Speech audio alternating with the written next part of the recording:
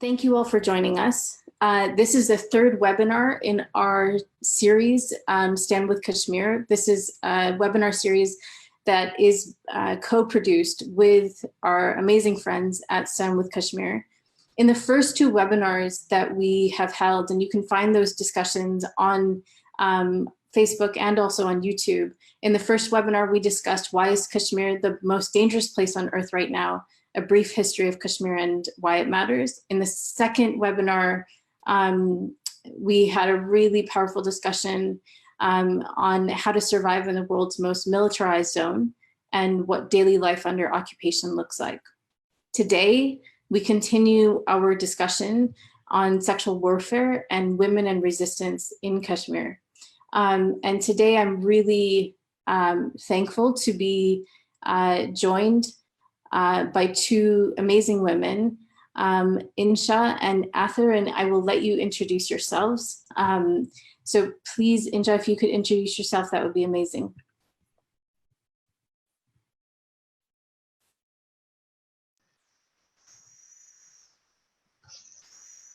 Hi everyone, and thank you, Uma, for having us on your webinar.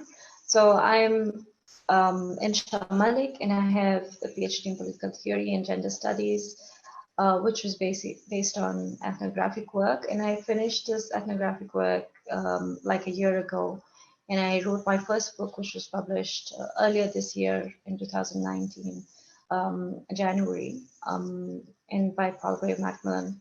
So my work basically focused on the history of resistance politics and the question of agency of Kashmiri women within that political culture.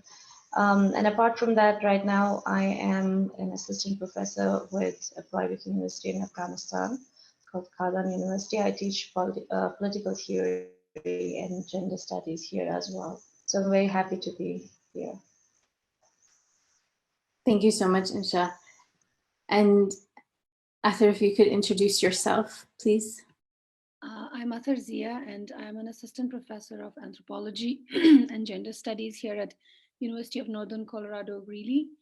I am a political anthropologist. I write poetry, and I work on gender, militarization, and occupation in Kashmir. I recently published a book on disappearances, enforced disappearances, and I think we'll talk a little bit about that as well in the conversation. So that's pretty much it. Thank you. Thank you so much. And I want to just say before we get into the discussion, before I ask questions, that for those of you who are on Facebook right now, you are more than welcome to ask us questions, and we will do our best to answer them. As I say in every webinar, please keep the discussion civil, and please respect the way in which we operate in terms of being a social justice movement and intersectional and respectful of dialogue. So with that being said, I am going to ask Inshah, you the first question. We've talked in previous webinars about the impact of militarization in Kashmir in general. Can you tell us how the occupation and militarization has affected women in Kashmir? Yeah, thank you so much for that question. I think one of the fundamental points that my research shows about Kashmir is that how the question of women is sort of central to how we think about the entire political culture of Kashmir. So by saying that, what I mean is that militarization being a sort of part and parcel of a counterinsurgency tactic, we have often seen that it has it kind of constructs itself on very gendered notions of what's the role of the militarization. Like for instance, where they would talk about the role of being protectors or the terminology that we often talk about is security forces and what they're doing there. And so somehow automatically with militaristic and militaristic endeavors like a process of militarization, it automatically sort of takes or assumes the role of a very masculine role. So in doing that, what it already does is it significantly, by disarming the population that it's trying to control, is already kind of emasculating a large population by itself. So gender sort of becomes a referential category when we look at how it affects the overall population. And then within that, through the contours of social patriarchy, how does it affect then women who are, let's say, seen as the other rank or other, uh, other particular picket of that social organization. So in Kashmir, it's been pretty much the similar discourse that we have heard in other conflict zones and other military occupations, where women are subjected to violence, and pretty much like how larger population is subjected to violence. And sometimes there is a disproportionate use of violence, whereas men are killed or disappeared more often than women. But women do also suffer, the repercussions of, let's say, having to then deal with social patriarchy and getting out and fetching, livelihood for their families. So, and what also, and the other thing is also that they are also kind of subject to a particular kind of sexual violence, which is designed in a way that where you are, on the one hand, you're trying to say that we are the protectors of women, but at the same time, we are going to punish any kind of gendered resistance through very normative ways of treating or punishing dissent. So in that, I think women, I'm not sure if I can generalize it, but I can say that in that it really affects women a bit more, because they are consistently being political, but at the same time they're being denied identification, and they're being denied representation of that sort of political agency. So in Kashmir, to just contextualize my theoretical jargon, excuse me, I tend to do that often, but to contextualize it again in Kashmir, what we see is that we have more than 30 years of militarization, which has led to mass disappearances, people being killed, and people being subject to different kinds of violent suppressive technologies now. And we have women, kind of proportionately or disproportionately being subject to similar kinds of things. And in addition to that, sexual violence, which is sort of heightened, particularly because of the assumption that militarization is such a masculine practice. So it assumes that women are barely something that we should talk as, the commodities in the middle. And we also heard that or saw that happening, let's say, in the Afghanistan war, where the entire discourse was about protecting or defending Afghan women, with an assumption that they were very nearly victims, essentially. Thank you so much for that introduction, especially for people and the contextual history that you provide, because many people, who are joining these webinars really don't have that understanding of the complexity of the situation. So thank you for laying that all out. And especially, I think, when you're talking about the gendered use of language, especially when we're talking about militarization and how, there's this subversion, where women are already relegated to a lesser position. I think is an important one for us to remember, especially because so many of us live in militarized, or nations that have participated or are participating in military industrial complex in a massive way. So thank you for that. Ather, there's a question that I want to ask you, and for those who are watching right now on Facebook, I'm going to say that we are discussing really sensitive topics today that, normally post trigger warnings and all of that, but we are not posting trigger warnings because this is the reality for women in Kashmir. So there is a very grave case that has been reported on of mass rapes that happened in the villages of Kunan Peshwara. Can you say a bit about the Indian Army's use of rape as a weapon of war and what happened with this case? And has there been any justice? Has anyone been held accountable? And has there been any response from the Indian government on this? Yeah, just to contextualize that, Kashmir is one of the most densely militarized zones. There are varying numbers, but for every 8 Kashmiris, there is 1 Indian soldier guarding them. And this happens in alleys, this happens in streets, this happens outside your homes, this happens in orchards, this happens in farms. You have this big network of soldiers all across these civilian areas. It's anyone's guess that when you have power, because Kashmir is also under Armed Forces Special Powers Act, if people want to know what that is that you give military the complete control over the region, and then they can do anything with impunity, and they're not held responsible, they're not held accountable. They have complete control over Kashmiri lives, and that's what's happened as a result of the direct violence in the last 33 years. So we can place the Kanan Poshpora rape case in that context. So you have a regiment of military going into this village, and then with impunity torturing men on the basis of like trying to find militants. These are called crackdowns, which usually happen across Kashmir and have happened in the last 33 years.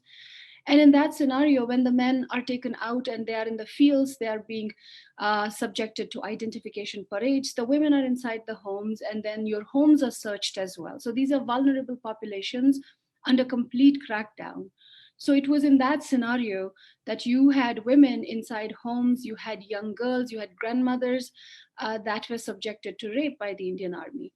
And there were Kashmiri bureaucrats who actually went to that place the next day or after this it happened during the night, and they established that rapes had happened. There are some varying numbers, but rapes actually happened, and the numbers are from anywhere from between 40 to 70 women. And the age ranges are anywhere from 7 to 70. So it's like the granddaughter and the grandmother. And you have a pregnant woman who actually bore a child after whose arm had been fractured during the incident. So that's so the Kashmiri bureaucrats, they actually established the occurrence of rapes, but the police never intervened. The police never investigated.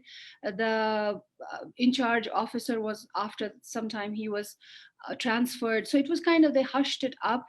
And that was 1991. And these people have been trying to get some form of justice, trying to go to courts, trying to go to the high courts and all of that, every institution. But there is no justice, because under AFSPA, you cannot try any Indian soldier.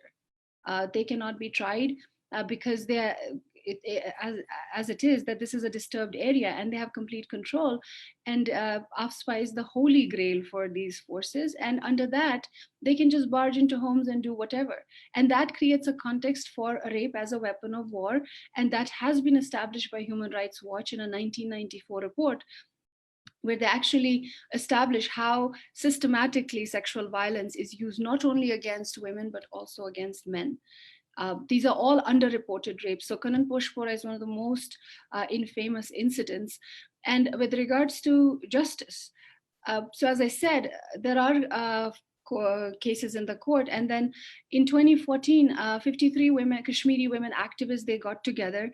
They filed a bill in the court, and that's kind of languishing as it is. But they were also able to publish a book based on the same incident, based on testimonies and based on their personal narratives. So that's a very powerful book. So the documentation from Kashmiri activists and also trying to take into consideration how these women have been suffering, how the entire villages have been suffering because of what happened to them. So that's also there, but the justice is always an arrival. Justice is not on the horizon at the moment. And I don't think they expect any legal justice, but I think something can be mitigated on the social level. There's so much history and previous knowledge that you just dropped there. I do want to ask you a follow-up question. In regards to special forces, the protection that the Indian Army has and the Indian military has. in terms of the government's response, we all, you know, on this webinar know that the Indian government has not responded in a way that recognizes or provides any path to reconciliation or justice.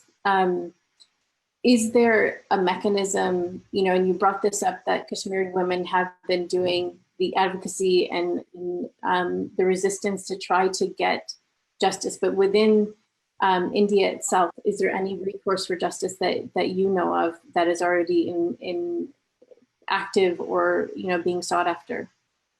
Well, we have to understand that Kashmir is a military occupation, and to seek justice within the Indian system, it's a hoax. There is no justice within the Indian system because, you know, the protection is for the army. The protection is not for the people. So they have created conditions of possibility where every Kashmiri is a killable body. It's a rapeable body. Sorry for the brazen use of words. And it's without accountability. And that is what has happened with women, with men, with all genders, with kids. And that's what's happening currently too. So I feel that what Kashmiris have done, and if you study some of the cases where people have actually fought for justice within the Indian courts, you will see them saying that this was a form of agency, like this is what we could do. It's not as if they expect justice. It's not as if there's any expectation of justice from India. It's just a mechanism that people want to exhaust, because you have to exhaust all the mechanisms for legal aid within India to kind of get to the international level. So you see a lot of people who are engaged in these cases trying to exhaust those mechanisms, trying to get to those closed doors and then tell the world at some point. There are many people in Kashmir who are fighting cases, and there are tomes of documents that they have, you know, tin trunks full of old documents that they are like, okay, I'll take this to Geneva. So it's that kind of aspiration. They know that justice is not coming from India, because India has already created a mechanism for not giving justice to Kashmiris, to repress them completely and to criminalize their demand. And this violence, sexual violence, is a part of that. Thank you so much for expanding on this. This is one of the things that we hear a lot, is that, you know, there is a path to justice. And when we're talking about occupiers and those who occupy people and lands, how, you know, you spoke of this so well in terms of, you know, how can those people seek justice within the occupier? It's not possible. Thank you so much for that breakdown. Inshah, your research focuses on the women's resistance in Kashmir, and from what I've read, tries to move beyond those binaries, and that places Kashmiri women in the position of victims. Can you tell us more about the broader arguments of your research? Perhaps share some of the field work that you've done and the experiences that you've had.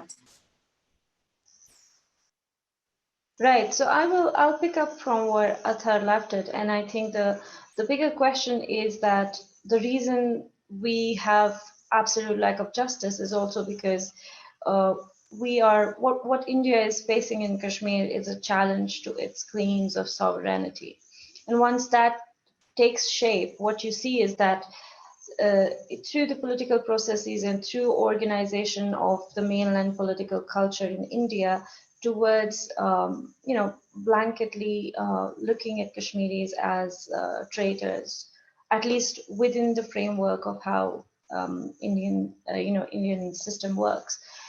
What it does, it effectively places an enemy inside the territory, right? At least in the imagination. So once that happens, is that, and once there is an absolute acceptance of dehumanization of Kashmiris and not treating them as human beings and not subjecting their lives to any form of standard or law. Basically, what happens is that population also sort of takes a different position, where it is an absolute realistic political position. And this is what I found a lot of Kashmiri women saying when I was doing my research. And they were saying that we're not victims. We have definitely chosen to be politically against India's control over Kashmir. And therefore, if we are, for instance, one of the things that I found very fascinating was that if we have been raped, it's obviously something, it's the cost that we have to pay for being politically against this absolute dehumanization that we have been subjected as a people. So by saying that, somehow Kashmiri women were partaking as leaders and representatives of the entire Kashmiri population. And then what I do with my research is I look at how for generations and generations, Kashmiris have produced women who have been ardent supporters of the liberation struggle in Kashmir. And how do they philosophically conceptualize that ultimate goal or vision of freedom? So one of the persons that I interviewed was about a 90-year-old activist when I met her, and I was pretty surprised about how much she remembered of the days when she was actively being part of a movement that was started by the friends of our former leader, Sheikh Abdullah. And all of these women were consistently talking about ideas like self-determination as Mahazera Shumari, and as they were translated into local parlance. And even though they had never been to school, but they were consistently thinking about ideas that some of us would think are beyond our reach, even when we go to, Ivy Leagues or places where these ideas are very easily affordable. But the political culture of Kashmir was shaped by pretty revolutionary and progressive ideas that gave Kashmiri women a sense that they were to place themselves in the center of the movement. And this is consistently what comes out when I did my interviews and I did ethnographic work in Kashmir, and I looked at three major movements of freedom struggle that have erupted after 1947, which is considered to be, apparently post-colonial period, which of course is not post-colonial for Kashmiris. And then you hear the anecdotes of how women have experienced the brutality of Indian state in terms of both its administrative apparatus and its military apparatus. So the question of agency, therefore, was quite interesting for me. Then what I was trying to do was then to just translate how women would actually produce a narrative of self-representation. It was pretty interesting. So I met women from different kinds and shades of opinion. For instance, I met women who considered themselves to be Islamists, quote unquote, or following a particular kind of Islamic modernity. And I also met women who insisted on a secular vision of freedom and why it was necessary. And of course, the lack of justice, the dehumanization that Ather just spoke about, these kind of form the foundational reasons for why we needed an alternative agency in which women had to accept that they would be killed or they would be raped because they were trying to reach somewhere. Does that make sense? So it's pretty interesting where they kind of do not use the same referential points that, let's say, Indian feminists who came into Kashmir as interventionists, that they have been using to describe Kashmiri women regularly in these very narrow terms of either, victims or agents. And somehow the narratives of Kashmiri women about their own political action make these terms irrelevant to to a certain extent.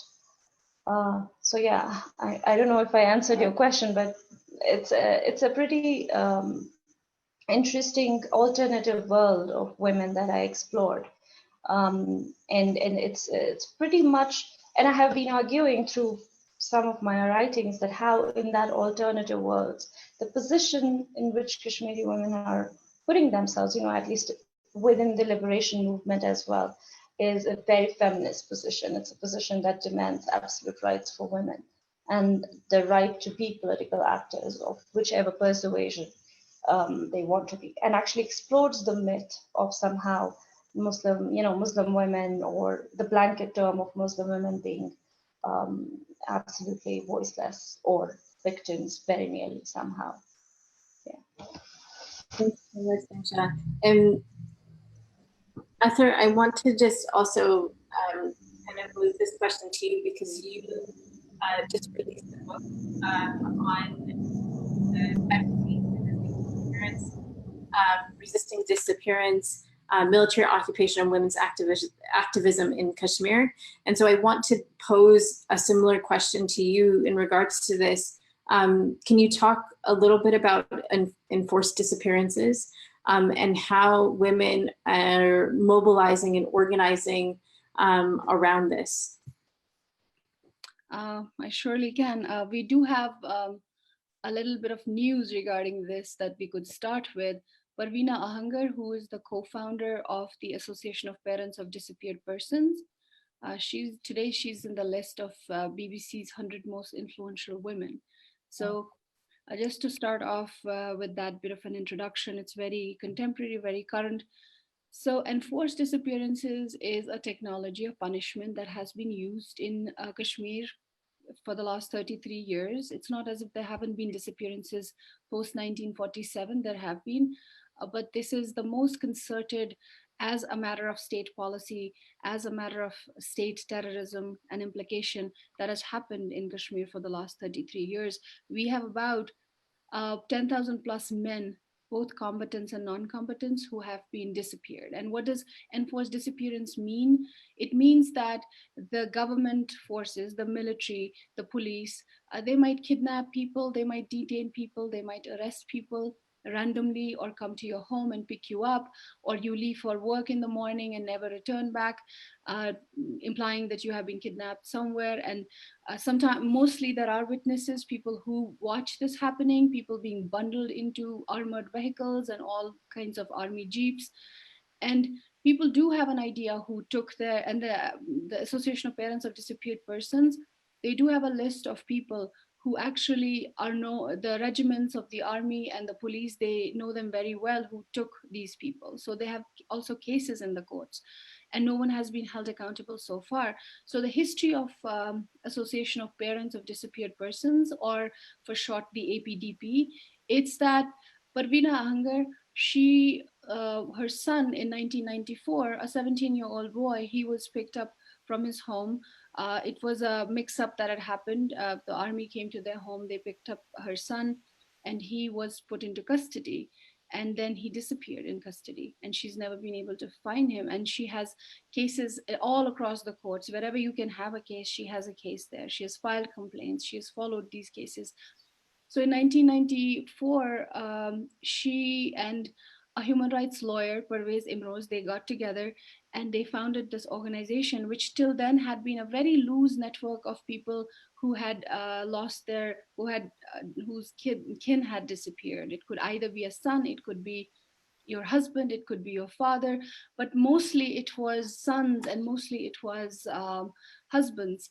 So the wives, the Kashmiri English media, they have coined the word half widows for the wives, because you don't know whether the disappeared person is dead or he is alive. And so there are about 2,500 plus half widows currently, and most of them have not married. They prefer to raise kids and prefer to search for their husbands, and many of them are part of APDP. And so that's the movement basically for enforced disappearances, and that has been going on for the last 33 years. It's become one of the most formidable, one of the most visible human rights movements inside Kashmir. And it's also gained a lot of international solidarity. In 2017, Parveena and Pervez, the co-founders of APDP, they co-shared the Rafter Prize for Human Rights. So you can kind of tell that they're very successful in trying to put their demands across, trying to tell the world what they want. But as of now, no case has been solved. No disappeared has ever returned. So that's what they are dealing with currently. And what they have, there's a ritualization also. I see this as politics of mourning. I see this as a very agentive organization, as a very manifestation of gendered agency inside Kashmir and of Kashmiri women. Most of these, the victims of enforced disappearance, dominantly, all of them, except for one or two cases that are registered. And there is a young Sikh boy who was disappeared. So most of them are Muslims. So what you see in APDP is this manifestation of agency of these women trying to kind of across the challenges of what social patriarchy is, but then also contesting the military occupation and going toe to toe with them. So that's what they have carved a niche for the last 33 years, where there is this very important movement happening. Just think about it. Armed Forces Special Powers Act. There is a ban on lawful assembly, and then you have this group of women. Every month they get together. Every month they sit in this public park. Every month they will be there, and they will come from all remote villages. And many of them are old mothers who are now, really, many of them are sort of on the way. They're very, some are ailing, many of them have died, and it's a very sad legacy. It's a very traumatic situation that all of them are in, but they share this shared pain, and they have created a community. And just think about it, when you have soldiers all around you, but you're still sitting in a park and trying to protest and trying to make your voices heard everywhere that they can be heard. And that's what's been happening. I see this agency of these women as, I'm not glorifying anything here. I'm not glorifying the fact that they're coming out and they're making these public spaces, but they're very, very nuanced in how they have created their activist personas in the last 33 years. They're very careful to, they're very discreet about pushing the envelopes, kind of in the, sitting in the public plaza and kind of creating this very, what should I say, a modest activist persona that is really palatable to everyone who is around, but then it's also confrontational, but then it's also very challenging to the Indian government. So at the same time, we see there are several, there have been attempts to appropriate who they are, but they always fight back. If I remember the date correctly, the year correctly, in 2013, I think, or 2012, CNN IBN had nominated Parveena Ahangar for as the Indian of the Year. And she fought back like a lioness, saying that, India has created this situation in which my son has been disappeared. And how can you have, I'm fighting against the Indian system, and how can you appropriate my struggle? How can you call me an Indian? So she fought back. So you can see totally how the politics is really very clear. But then it's also a situation of coercion. So they have to find these niches into which they sort of like pour themselves out into these public spaces. And then they have to sort of face the social challenges, but then these political challenges. And I think they have done such a commendable job in the last 33 years. You have new activists coming in. The problem is that many of them are very old, they're senior citizens, and many of them are passing away. And now the challenge is how to keep the movement alive. And I think they're kind of dealing with that as kids are coming in, and they kind of want to take the situation forward. So I see a lot of hope there, but this is hope amongst hopelessness. And they're trying to fight a system, and they know that justice is not going to be served, and they do not seek justice. They have the cases, and they know that these cases are there for a reason, and the reason is that it's documentation. But it's not as if they're seeking justice in that sense from the Indian courts, because they have done that, and that's not coming. And and they are seeking accountability, but under AFSPA, that is never coming. So it's a system, it's already rigged. So it's a system where they continue to kind of, be public. They continue to make their voices heard. And I think that's where they are right now, just making their voices heard, building their campaign. And hopefully, it is going to garner something on the international arena in future. But and in the last, since 2008, enforced disappearances have really receded to a trickle. And because India is perfecting other technologies of punishment. So the 90s was really, really huge on enforced disappearances. You had them happening left, right, and center. But now you have new things happening. You have woundings, you have pellets, you have mass incarcerations and all sorts of siege. So enforced disappearances was something prevalent in the 90s, very, very heavy. And that's what we see when we see the APDP very active and trying to still figure out where these disappeared men are. Can you, you're talking about, and for those of you who are on our Facebook, I put a link to APDP's site on the chat so that you can check them out. can you just share, because one of India's features is how they promote Article 370 as some sort of this claim that it's going to be better or make life better for Kashmiri women. Can you quickly just speak to this and why this is not actually the case? Well, if you look at the narrative that India is trying to create around 370, it's a straw man argument that they are kind of preferring. So if a few things, the narrative development, like how do you develop something that's already developed? How do you develop Kashmir, which has very high indices of development already? Like look at literacy, look at economics. They're doing much better than Indian states. And their own economists and their own people are coming out and saying it. We don't really need to say this. So what we need to say and what we need to tell the world is just be aware that development, which is a good word, but not a good word for developing countries and underdeveloped countries, because it's used as a tool. It's used as a tool of domination. It's used as a colonial tool that we will better you. How do you better Kashmiris that already have over 60% of literacy rate? And in rural areas, if you go, women are more than 40% literate. What are they going to develop? And I think that's something people should be looking towards. Like, let's look at Kashmir. The economy is like, despite having all these constraints of military occupation, Kashmiris have consistently worked because Article 370 was eviscerated.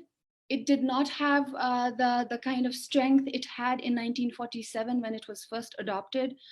India, because 370 was a Trojan horse inside Kashmir. It wasn't just quasi-autonomy that you're going to be taking care of your own situation and then we're going to take care of some of the things for you, like defense, communication, foreign affairs. It was a Trojan horse that India had created and put inside Kashmir with the help of client politicians in 1947. And through Article 370, they were kind of steadily putting inside these laws that were giving India more and more power. Now, what was remaining of Article 370 was the territorial sovereignty, because Kashmir was an independent nation when this accession was imposed on Kashmiris through these client politicians that favored India in 1947. And most Kashmiris in every decade have been waiting for a plebiscite, and not just any plebiscite.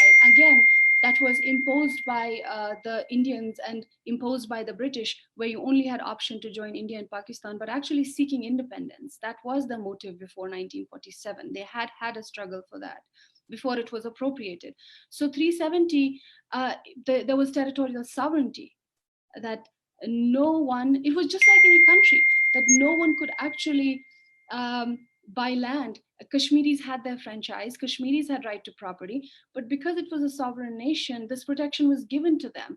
And even when the accession to India, the kind of relationship that was built with India, that was imposed, that was engineered, that was a part of a bigger machination. When that had happened in 1947, even the Indian politicians at that time had realized that these are nationalistic people, these are ungovernable, we can't govern them.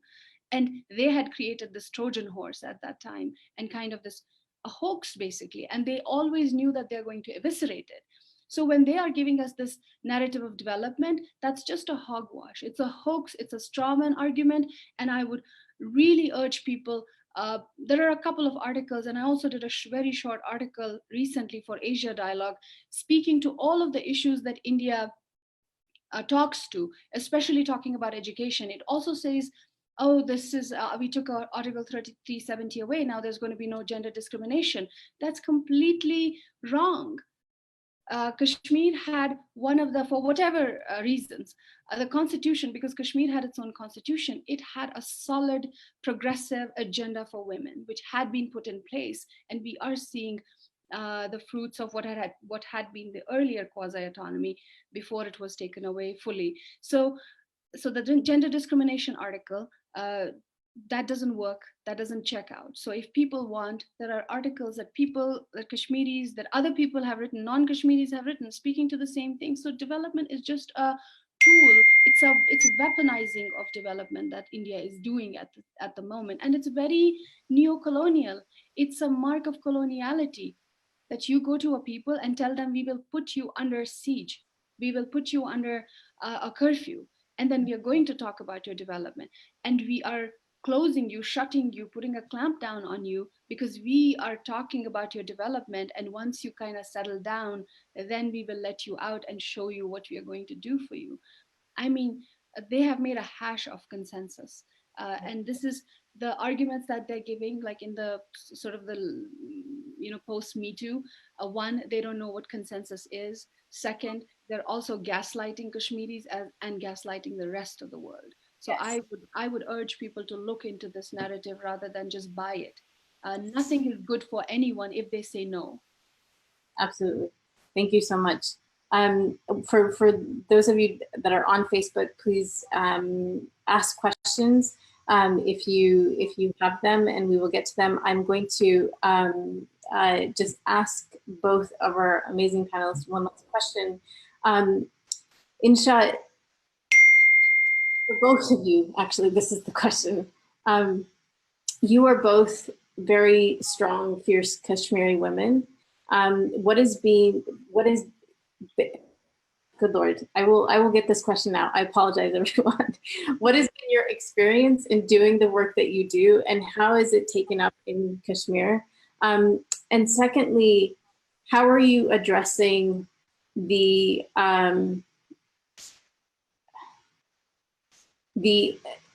patriarchy within the Kashmiri movement without falling into the Islamophobic tropes about Muslim men, especially that Indian liberals seem to love employing? So Inshah, that very, very broad question to you first. Well, that's a very difficult question. I think that's the most difficult question you have to ask. I think I always question whether what I've been doing is relevant, because I guess I always contemplate about the effectiveness of what I'm doing. So honestly, at this point, whatever we have been doing is, in one way or the other way, it's actually not much, because what's happening is happening on the ground. The resilience of Kashmiri people it's a workshop of all the brilliant ideas of how you don't kneel down to absolute power and authority. Because I was just yesterday, I was talking to a friend, and I was saying that, it's been so many days, like more than 67, 68 days, and these people are trapped inside their homes. And now the question has been inverted for the Indian government, because now they're questioning, how do we get people to get out of their homes and do something, And I think that requires enormous level of resilience, at least mental resilience, to be able to change the discussion from the point one when it started on August 4, where we were all anticipating that there would be a massive genocide. I mean, that seemed the only route, because what we have read the history. So you look at World War I, you look at World War II, and you look at all these states going and annexing small states with a particular intention to show how supreme they are and what they can do. So I was pretty much, everybody was fearing, what this is what's going to happen. But I think you have to give it to Kashmiri people that they have literally turned the entire question on its head.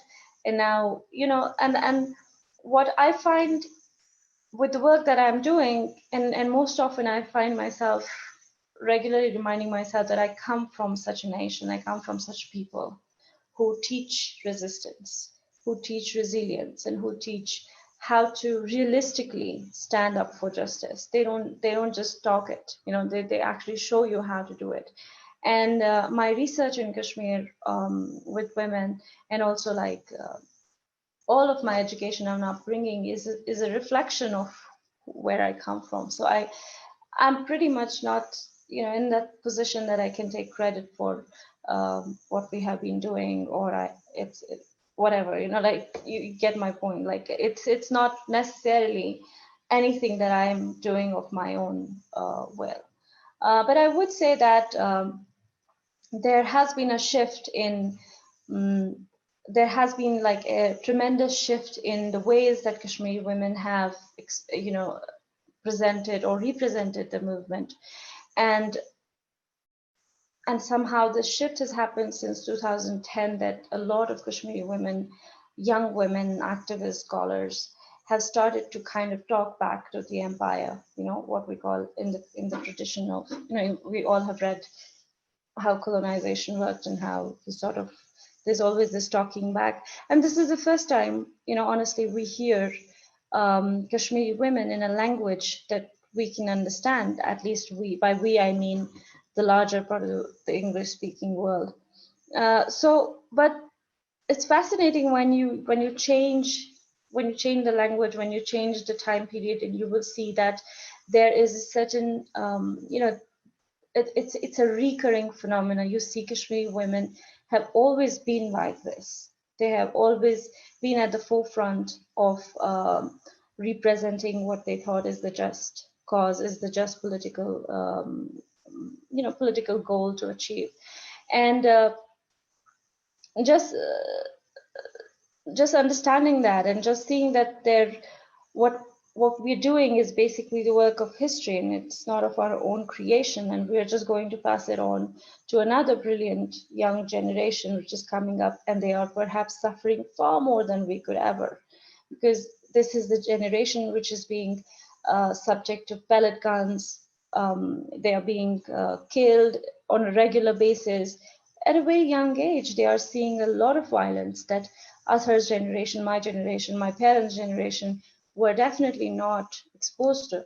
But with that also comes, I think, enormous enlightenment for the people themselves about what to do and how to speak for themselves and their own emancipation and liberation. So I wouldn't, I wouldn't say that I'm pretty happy with what individually I'm doing, but I can say I'm trying, and I feel more and more women scholars and activists and writers from Kashmir are doing brilliant. You know, they're doing just brilliant, and they're moving this whole cause ahead, and that's needed. And there was another part of your question I think I missed. I was just about to re-ask you in terms of the patriarchy, embedded patriarchy, and how do you, you know, move past the embedded tropes of, you know, falling into, you know, Islamophobic narratives and the narratives that Indian liberals like to use when we're talking about resistance movements within Kashmir. Right. So I think Kashmiri feminism is the rejoinder to the larger goal of feminism, perhaps, in a way that we're trying to remove the blinders in which one or the other, you know, the division of, or the binary of us versus them that nationalism brings into the Indian feminism. And where they see Kashmiri women as only victims of their own patriarchy or religion and culture and stuff. I think Kashmiri feminists, on the other hand, are the first probably people who say, well, patriarchy is patriarchy no matter where it comes from. And the true feminism, or the true essence of fighting for women's rights, is to actually spell out and name and question those forces that try to keep women down. And what my research regularly showed, that a lot of these women who were politically active to fight against the state were also doing a lot of social work, which was fighting back on the social patriarchy, or the practices of social patriarchy that have kept women away from the political mainstream. So whether it was the question of education, or question of domestic violence, or being, you know, denied your property, or being denied any sort of resources to grow and develop. So in each and every movement, especially the movement that we have had after 89, you've seen these questions were central to all women's mobilizations. Even when we talk about women, women dealing with the question of disappearance, and they're we kind of narrowly define them as women fighting for, or, you know, fighting for the men that they have disappeared. But actually what they are doing is also a lot of support work for each other, which is social work, which directly questions and challenges how we have dealt with, as Ather raised the point, halfway those, or how we have dealt with women who have now become bread earners. And or have to lead families, or have to, you know, be economic players or actors without any training.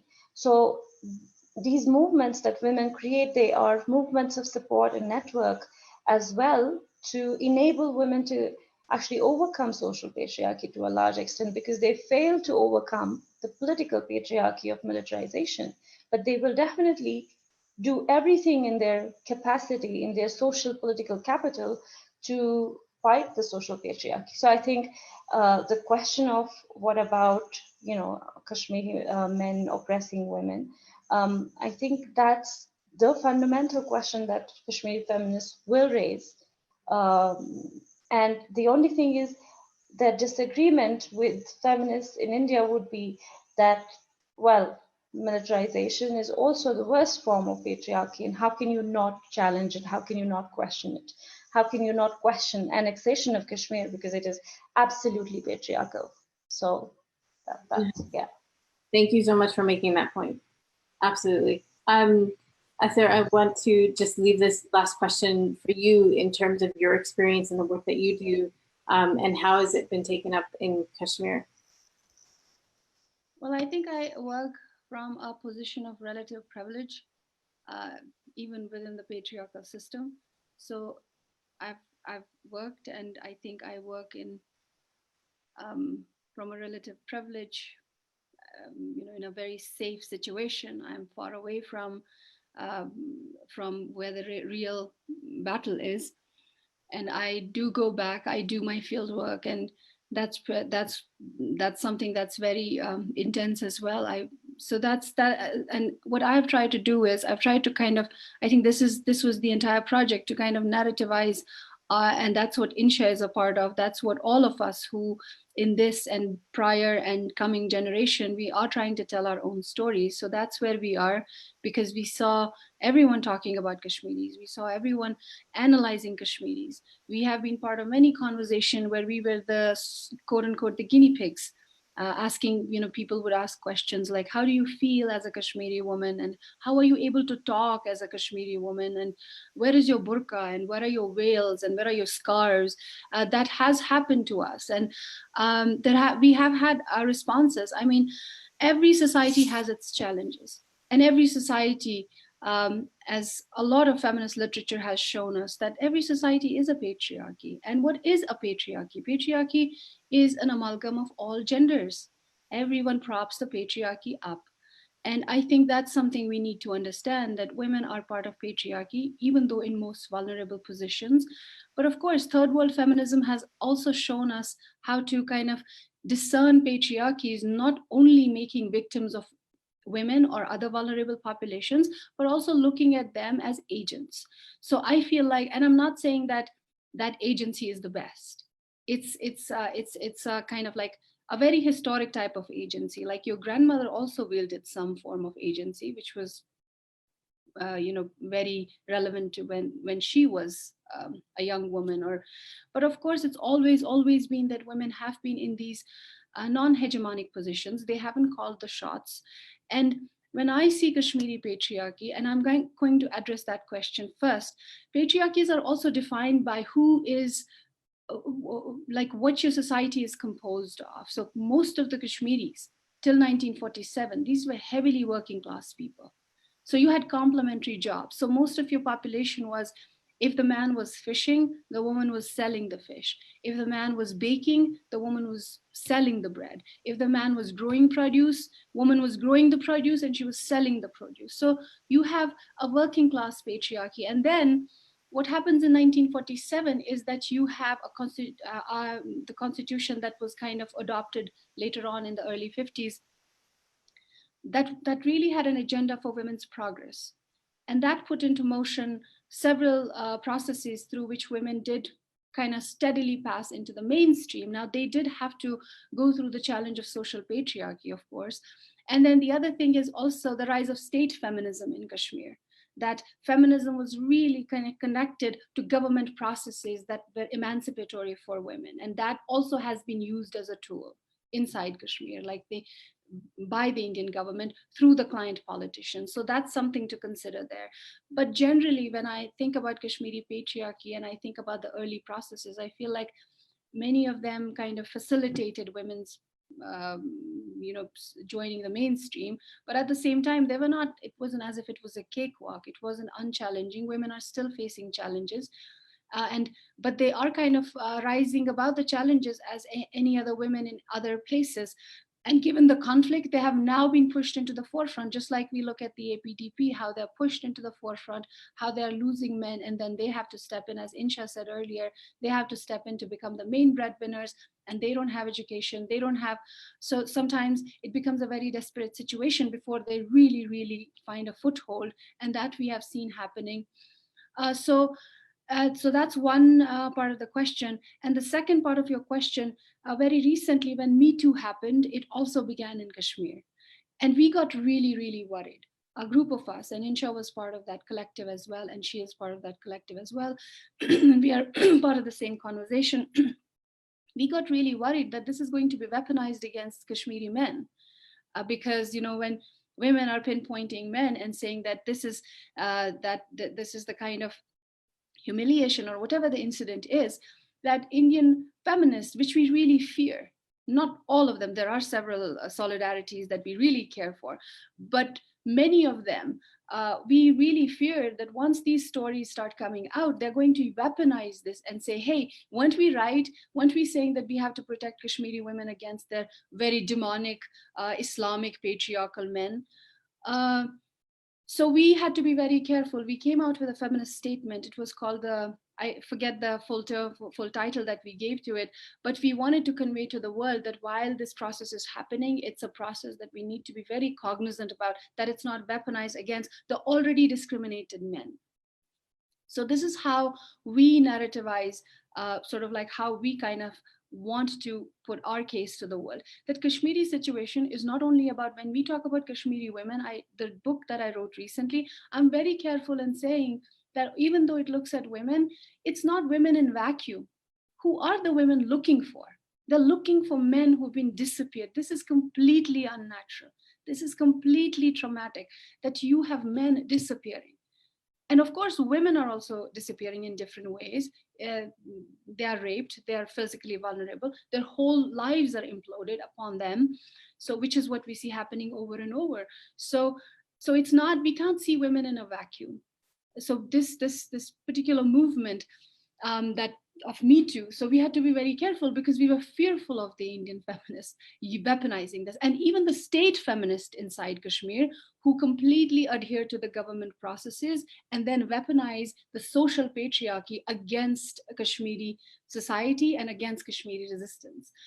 Now, the resistance in itself, women's participation. I think right now, the women's participation is that you have several women who have, and Inshah's book brilliantly talks about all of those women and it speaks to them. They are part and parcel of it, but they're not the pivot. They do have some voice on the table, but not an entire seat. And I think this is the time that women of this generation, we recently saw when the Karan Pushpora incident, when Kashmiri women, 53 Kashmiri activists, all young girls who had to kind of like assure their families that they're going to be okay. And they filed this bill, and they have this group giving support to Karan Pushpora women and the case. So you have those pockets of resistance and pockets of new feministic movements happening. And it remains to be seen what becomes of it, like how they will become a part and parcel of not just intellectual and social resistance, but also part of the political thinking that the resistance does. And our hope is for the best. Thank you so much. I think I'm just checking to see if we have any questions. We do not yet on Facebook. If you do have questions and you're watching this video at a later time, you can always email us, community@womensmarchglobal.org, and we will send the questions to everybody so that they can respond. I want to thank both of you, Inshah and Ather, in our 3 time zones that we're in, one of you waking up super early to do this, the other one that's, you know, surrounded by the nighttime. So thank you so much for taking the time and for really being present and helping to educate all of us in this webinar series on these issues. Our next, sorry, our next webinar is on the 28th of October, and we're going to be discussing art and resistance in Kashmir, which is a really, really important topic. There was just a news report that came out about the hundreds of thousands of dollars that Kashmiri weavers are facing losses of, and so many other business owners within Kashmir due to the occupation. So please join us for that, and hopefully we will not face, once again, technical issues, but, you know, fingers crossed, we'll make it happen. Thank you both so very much for your participation today. And thank you, all of you who are watching this on Facebook Live, for joining us. Thank you again. Thank you, Uma, and thank you to the webinar series and Stand with Kashmir. Thank you. Absolutely. Thank you. Thank you so much for having us. Yeah. Absolutely. Thank you so much. Bye.